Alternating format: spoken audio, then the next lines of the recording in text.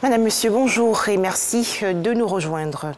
Pour commencer, l'actualité en Côte d'Ivoire, des vivres et non-vivres ont été offerts le 18 mai dernier à 17 familles victimes de la crise post-électorale d'octobre 2020.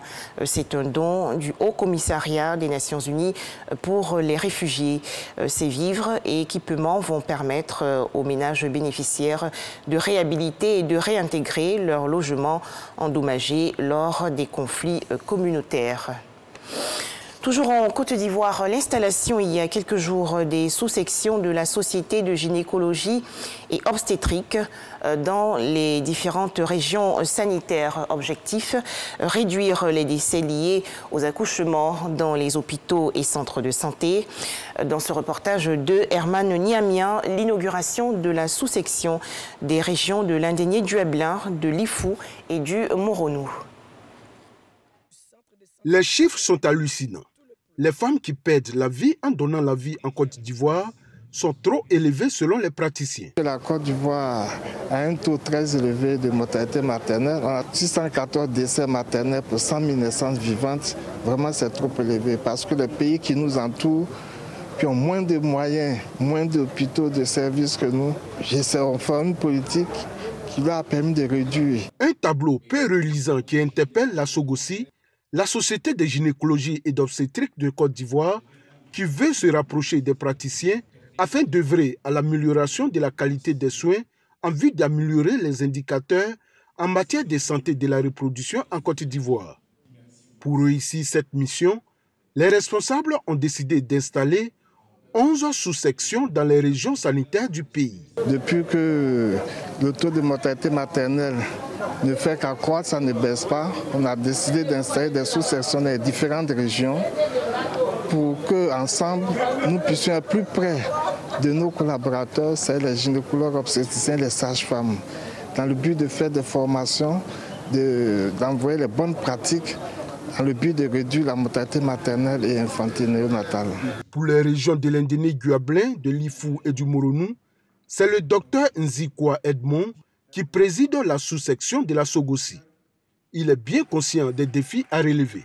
C'est un gros défi et je pense qu'avec la participation de tout le monde, nous allons y arriver. Nous allons mettre en place notre bureau et commencer à travailler dans ce sens.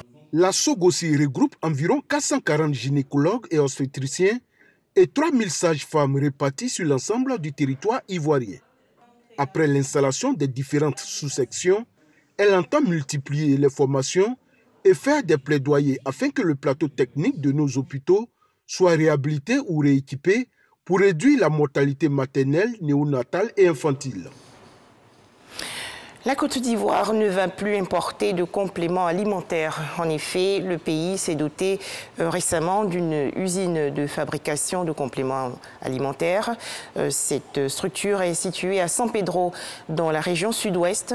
C'est une initiative du Conseil national pour la nutrition, l'alimentation et le développement de la petite enfance.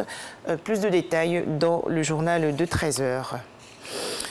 L'actualité hors de chez nous, alors que la crise diplomatique se poursuit entre le Maroc et l'Espagne, le leader du Front Polisario, l'indépendantiste sahraoui Brahim Rali, malade du coronavirus et d'un cancer, est auditionné aujourd'hui par le juge de l'audience nationale Santiago Pedras.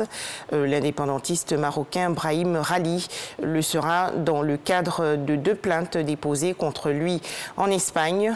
Brahim Rali est au cœur du litige entre Rabat et Madrid. Enfin, en Israël, les négociations se poursuivent pour la formation d'un nouveau gouvernement. Il reste un peu plus de 36 heures au centriste Yair Lapid pour parvenir à former cette équipe. Son succès semble envisageable depuis qu'il a reçu le 30 mai dernier le soutien du chef de la droite nationaliste religieuse, Naftali Bennett. Voilà, merci de nous avoir suivis. L'information revient à 13 h dans la grande édition.